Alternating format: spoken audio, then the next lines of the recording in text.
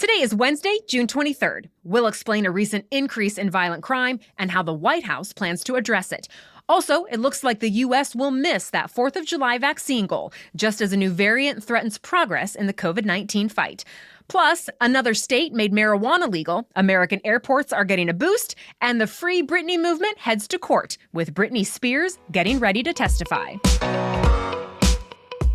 Welcome to The Newsworthy. All the day's news in about 10 minutes. Fast, fair, fun, and on the go. I'm Lacey Evans, filling in for Erica Mandy during her maternity leave. You ready? Let's do this. The White House has some new ideas to tackle a recent spike in violent crime, and President Biden is expected to lay them all out today. He's set to announce a series of new executive orders, and he'll also, once again, call on Congress to pass new gun legislation. This comes at a crucial time. New FBI data shows the murder rate went up about 25% last year, and data from big cities show this year things don't seem to be getting much better. To be clear, even though the murder rate has gone up in the last couple years, the violent crime rate overall has been dramatically falling since the 1990s. Experts think the trend is changing directions now because of the pandemic, since it's created more economic hardship and anxiety. So the White House is promising to act now, even though law enforcement is mostly controlled at the local level. Already this week, the Justice Department announced its own initiative to combat violent crime. It's addressing illegal gun trafficking in the cities of Chicago, New York, Los Angeles, San Francisco, and Washington, D.C.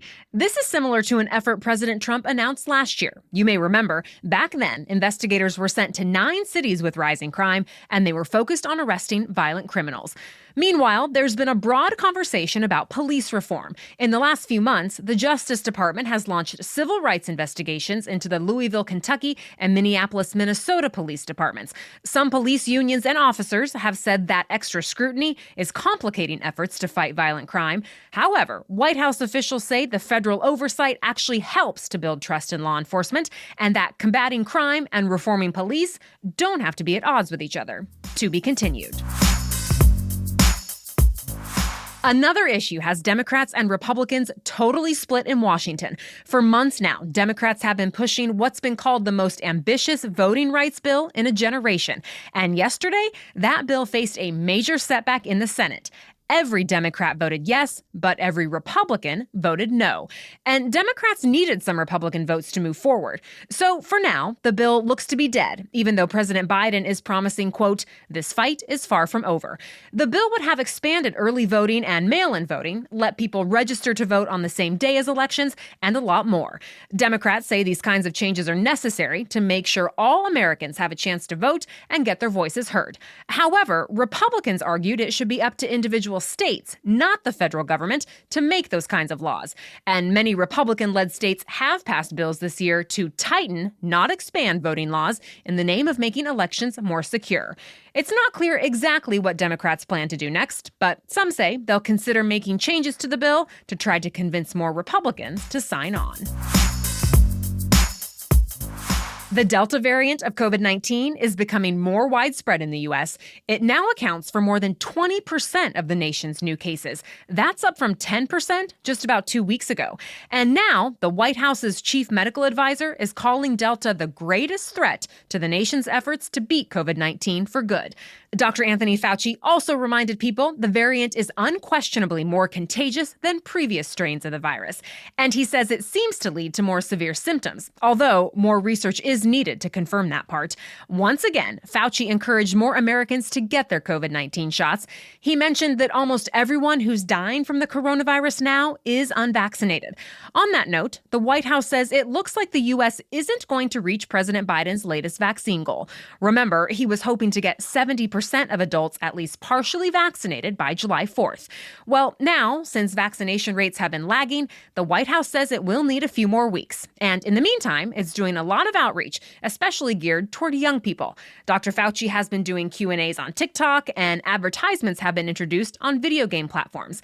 States have also been offering incentives, like lotteries. As of this morning, about 66% of adults have had at least one shot, 56% are fully vaccinated.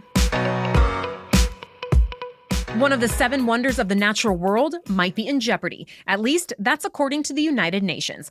The UN says the Great Barrier Reef in Australia should be on a list of World Heritage Sites that are in danger.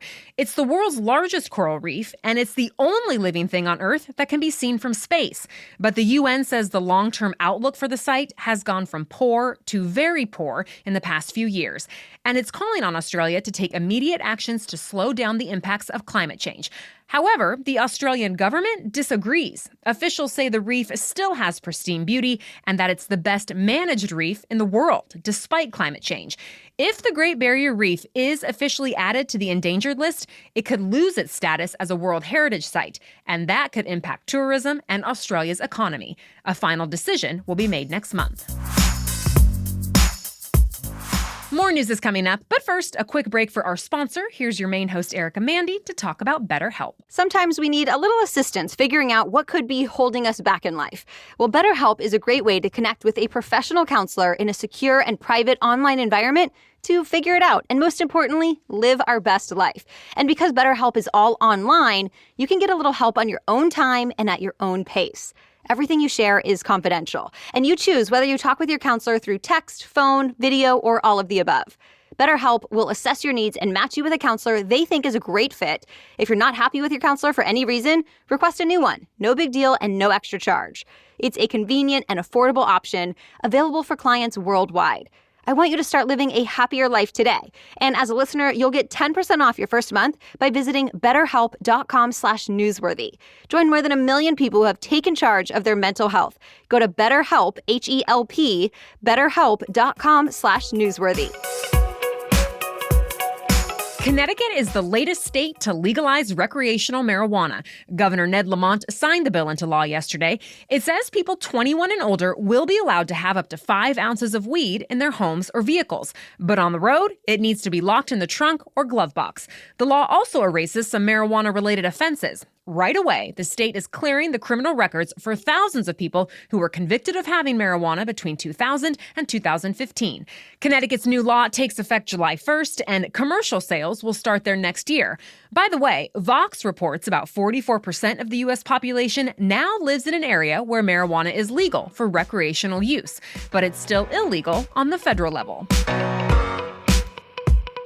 American airports are about to get a boost from the federal government. The Federal Aviation Administration, or FAA, says $8 billion in grant money is going out to hundreds of U.S. airports. How much each airport will get depends on traffic. But the FAA has some conditions. To get the money, the airports have to promise to keep at least 90% of employees. Airports can use the funds to cover operating costs, reduce debt, or pay for things that help keep workers and travelers healthy. For example, enhancing cleaning services or installing air filters. The grant money was part of the nearly $2 trillion stimulus package Congress approved back in March. Americans are starting to travel again, but traffic is still about 25% lower than it was before the pandemic. And as the Wall Street Journal reports, airports are still recovering financially from last year's drop in business. For the first time in years, Britney Spears is speaking on her own behalf before a judge today. It's part of the ongoing battle over her conservatorship, which Britney has been trying to end. It's meant her father, Jamie, has had control over her finances and other parts of her life since 2008. Originally, that arrangement was put in place because of concerns over Britney's mental health and alleged drug use. But a new report from the New York Times says the pop star has been pushing to have her father stripped of his authority for at least the last 7 years, long before this battle became public. The Times got hold of court records that show Britney has not been allowed to make friends or even change the color of her cabinets without her father's approval. And she's held to a strict weekly allowance. Her legal team has said Britney is afraid of her father and that she refuses to work again until he's removed as her conservator. But Jamie's attorneys have argued he has his daughter's best interests in mind, and they say Britney has never petitioned the court to end the conservatorship. The case was featured in a documentary earlier this year called Framing Britney Spears. Cameras will not be allowed inside the courtroom today, but fans who consider themselves part of the Free Britney movement are planning to protest outside. The Harlem Globetrotters are pushing to join the NBA as the league's 31st team. If you're not familiar, the Globetrotters are an exhibition team that plays all over the world. They're known for a family-style show which combines basketball skills with theatrical tricks and comedy. The Globetrotters were actually first to make certain skills popular, like slam dunks and half-court jump shots. Well, the Globetrotters wrote an open letter this week saying they also have the talent to compete in the professional league and that the NBA should acknowledge the contributions the Globetrotters have made to the sport. The NBA has not publicly responded to the Globetrotters yet, but there have been rumors the NBA is considering adding more teams in the near future. And that's it for the main news today, but it's now time for Work Wednesday, when we break down one interesting career or work-related news story. And this week, big banks are telling employees they need to get back to the office by Labor Day or think about getting a new job. Already, everyone who works at Goldman Sachs has returned to work in person, and firms like JP Morgan, Bank of America, and Morgan Stanley have set deadlines for later this summer. So why the rush? There are a few reasons. For starters, the big Wall Street firms want their workers interacting with clients face-to-face. Executives also say it's easier to train people in person and that it's harder to develop a sense of camaraderie with colleagues over Zoom. On top of all that, recent ransomware attacks have officials worried about cybersecurity, which can be harder to control when workers are virtual.